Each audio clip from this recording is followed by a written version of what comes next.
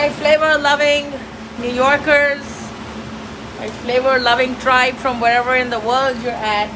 Welcome to the Queen's Curry Kitchen. You are in our kitchen. Today is Tuesday, which means this is the day to make food and bring it to all the beautiful people who love flavor. We are doing this week's menu.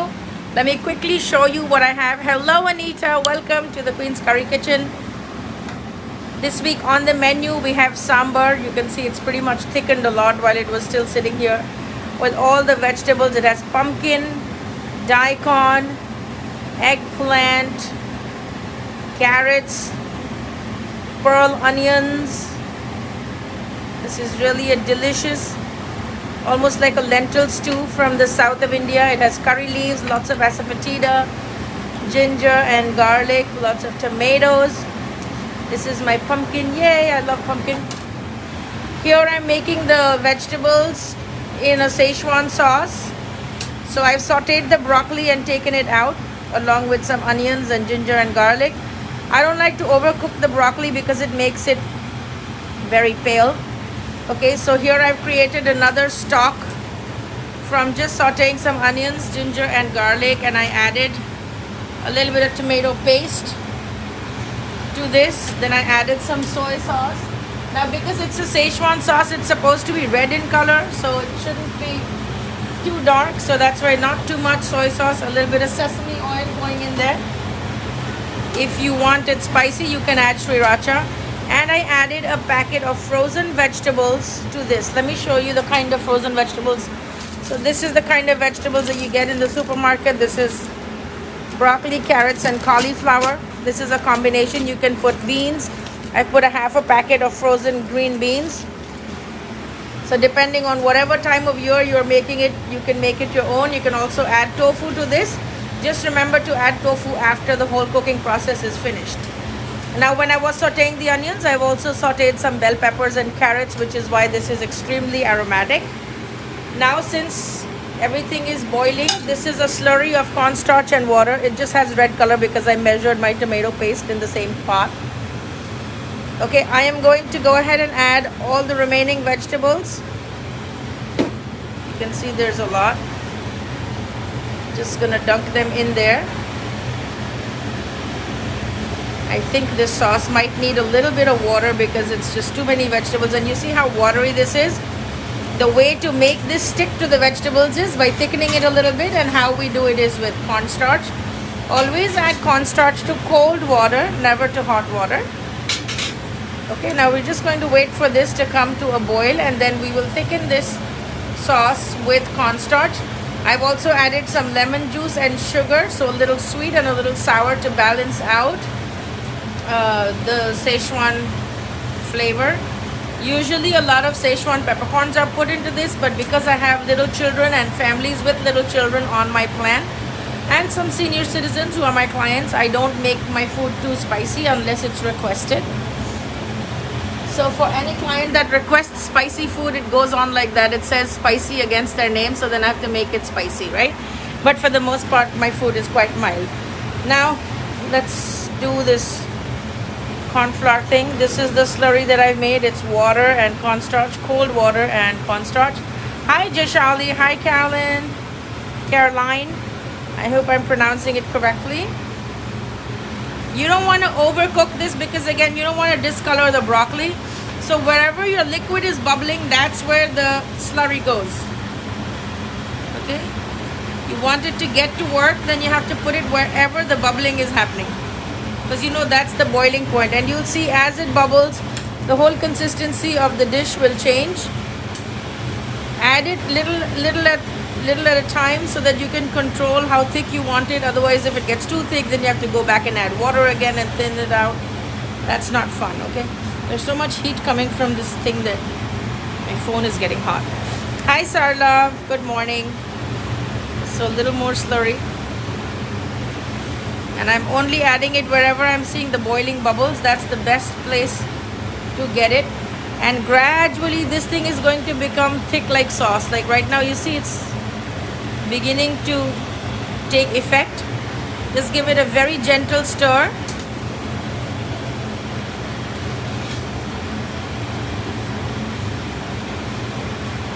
And whenever you make any Indian style Chinese dish, remember this trick. All the way at the very end, just before turning off your stove, add some fresh garlic. Raw, fresh garlic. Just add that to your pot for that Indian style Chinese taste. It really helps, okay? So I am going to probably make a little more slurry because this is still pretty watery. Good morning, Melanie. And I'm going to turn it off. But to make the slurry again, I will need both my hands. Okay, so I'm going to leave it at this. It's still pretty... It's not bad actually. But it's quite watery and I don't want it to be so watery. So this is our Chinese dish for today. It's the vegetables in a Szechuan sauce. And you can see we have broccoli. Now if you were to use the same... Good morning, Kina. How are you today? If you were to use the same dish and add tofu along with other vegetables, this is the stage when you will add the tofu. Especially if you're using silken tofu or soft tofu. Just add it all the way in the end after you've turned off the stove and just before. No, you didn't miss anything. I just went over one of the dishes that I've made so far. So you're just in time. This was the vegetables in Szechuan sauce that I was making, and I was just adding the slurry on camera to make it thicker than what it is. I think I'm going to need to add a little more slurry, but I will come back to that. Also, of course, Indian style Chinese, so you've got to have a ton of cilantro in there. And this is the dish that we've already made. Oh, well, she's good. She's in India, so she's having fun. Actually, day before yesterday was her birthday, so she turned 81. God bless her. Yes, so she turned 81. She's doing really well. This is Sambar, which is a lentil stew, and in this we have daikon, we have pumpkin, we have pearl onions, we have eggplant. This is made with pigeon peas or tur dal, as it's called in Hindi, and lots of tempering of curry leaves, ginger, garlic, mustard seeds, cumin seeds, lots of coriander seed powder, asafoetida. Look, these are the pearl onions. Thank you, Sarla. That's really sweet of you. Hey, Pooja. How are you doing today? It's so nice to see all of you guys on the live. I hope everybody's doing well. This is Tasty Tuesday, so let's come in and show you what are some of the other dishes that we have going on. This is our South Indian cabbage poriyal, which is a cabbage and peas stir fry. You can see there are little bits of lentils that have that crunchy texture. Lots of mustard seeds. These brown dots are tamarind paste that I've added all the way in the end. Just gonna give it a good toss. This is not a mushy vegetable at all. It's pretty crunchy. And the trick is to not overcook it. So it has a lot of curry leaves, turmeric. That's what we've got going on over here, 100% vegan. And this is not spicy. If you like spicy, you can make it. But I don't make it spicy. I do add black pepper in my food because all of my food has turmeric. Okay, Sarla, I'm going to do a sweet koki recipe. It's been on my mind too because I just actually love to eat it. So I'm definitely going to do a sweet koki recipe soon, okay? Promise. Stephen is here. So good morning, Stephen. I hope you're doing well. Thank you for joining the Queen's Curry Kitchen. Let me show you some other things that we have been up to. We have a custom order of onion bhajiyas or onion pakoras. So this is what they look like. These have just been freshly fried, and gonna drain the oil on the paper towel so that our customer can either freeze them or eat them right away, whatever they wish. In here we have a very classic North Indian dish, the Dal Makhni. You can see there's a lot of ginger juliennes in that. And majority of the flavor from this actually comes from butter. It's called makhni for two reasons. One, because the lentils actually become very creamy upon boiling it like this. Makhan means butter, and these are made with black matpe beans, which is called urad ki dal, and also some kidney beans, which is rajma. Okay, and then the tempering of this is primarily a lot of cumin seeds, a lot of dry fenugreek herbs. You can see there are cloves, cardamom, bay leaves, everything is in there. There's a cinnamon stick in there. So there's a lot of flavor, but mostly the flavor of this dal comes from the boiling of heavy cream and tomato puree. That's literally what gives it so much flavor. The good thing is that when you, thank you, Luann. when you boil the lentils, just make sure you put a lot of ginger, garlic, and cilantro stems. Yes, just the stems. So if you really want that Indian from India restaurant style dal makhni, this is the trick. They don't really add any onions to dal makhni in India. This is how they make it. When you boil it, you add a big chunk of garlic, a big chunk of ginger, and lots of cilantro stems and salt, and then you boil your dal. And then for the tempering, you combine cream and tomato puree and some spices, including some dry fenugreek herbs and curry powder, etc. And that's what gives you a nice flavorful dal makhni.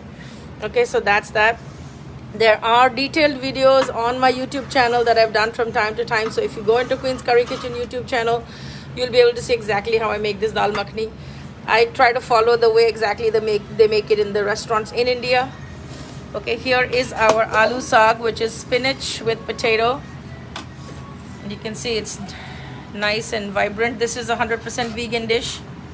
You can see there's the goodness of bay leaves in there. There's cardamom, cinnamon, black cardamom, cloves.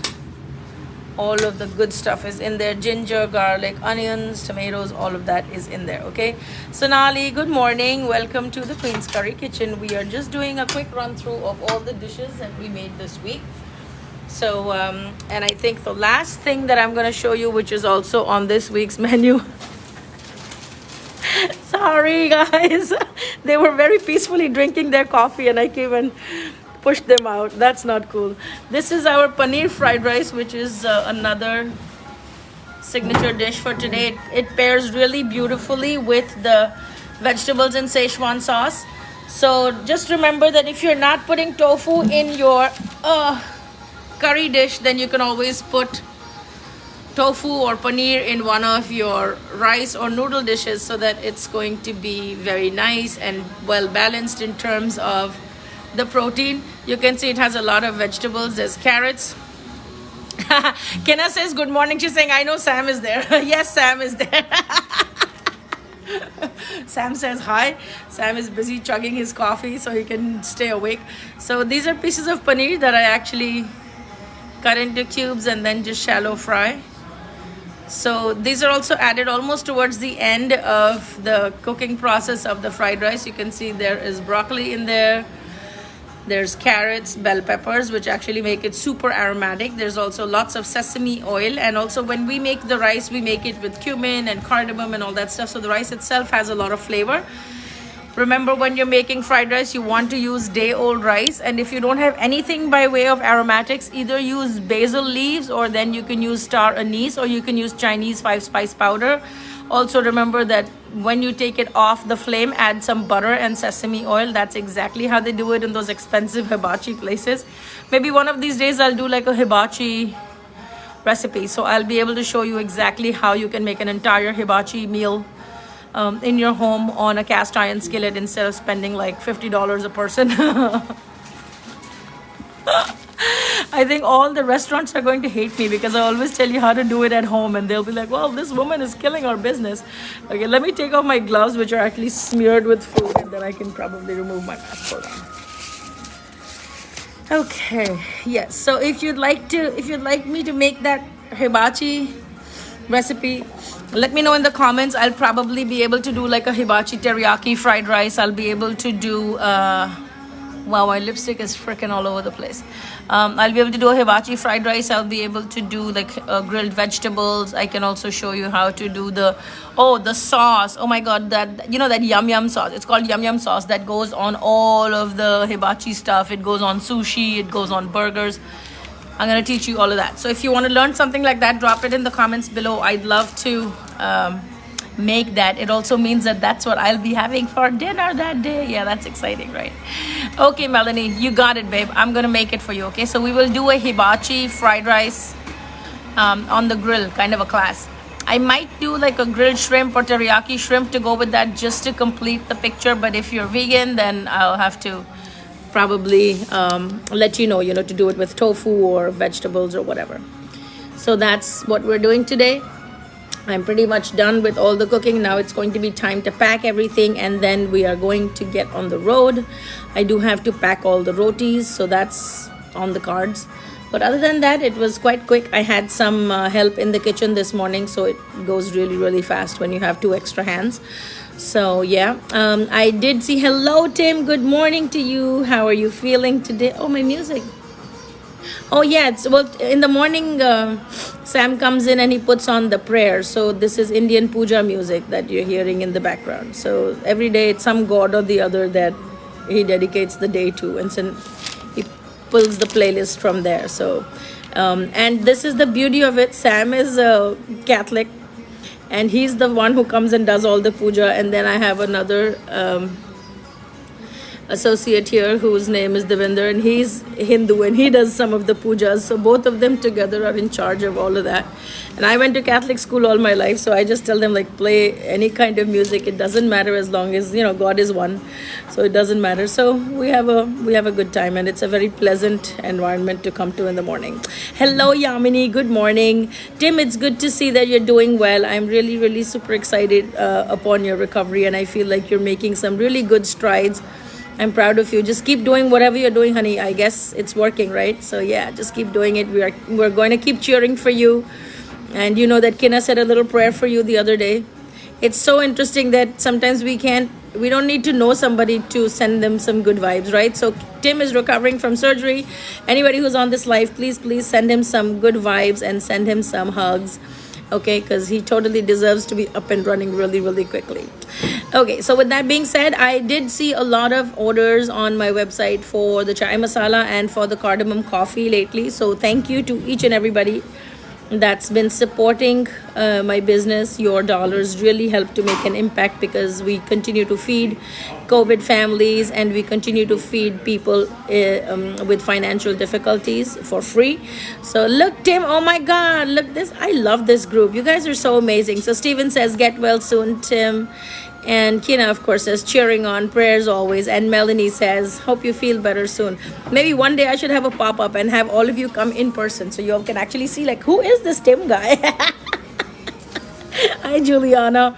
Well, if you feel like my videos or my tutorials or the way I, showcase Indian food brings any joy to your life or it adds value, please don't hesitate to share this page with your friends and family. And also, I will keep you updated of any of the classes coming up. But in order for you to get on the mailing list, you'll have to go to our website, queenscurrykitchen.com, and download the free chana masala recipe. That gets you on our mailing list, so then you can stay updated of all of the classes that we're going to be doing on Zoom. Those are going to be paid classes. Other than that, there is always abundant FB lives that I'm doing all the time. I'm also on TikTok. I plan to do more live videos on TikTok soon. But there's a lot of videos, there's a lot of resources that I share all the time. If there's any particular recipe that you'd like me to make for you on the live, definitely let me know. I'm super accessible. Even if you can't think of it right now, you can always send a message afterwards and let me know, hey, can you make this? So based on the list that I'm getting, so Sarla requested a sweet koki, which is like a sweet flatbread from India, which kind of, I think, was the beginning of cookies in this world, and I think it comes from my mother-in-law's family. So yeah, I'm gonna do a sweet koki recipe. Of course, now Melanie and Kina want to do a hibachi recipe, so I will do a hibachi grill recipe, and I will make all of that on an FB live. But you know what, just turn on your notifications so that whenever I'm going live, you will be notified that I am live, so that you can hop on and catch the action. Also, if you want to make it in your own home, save the videos or share the videos, or then catch it on the YouTube channel, so that when you're cooking along, you can always refer back to these videos. Okay, so I'm gonna run along. I do have a lot of packing to do and a lot of work cut out for me. I do have to drink some coffee, which Sam brought for me. People are so nice in my life to me, so I appreciate that.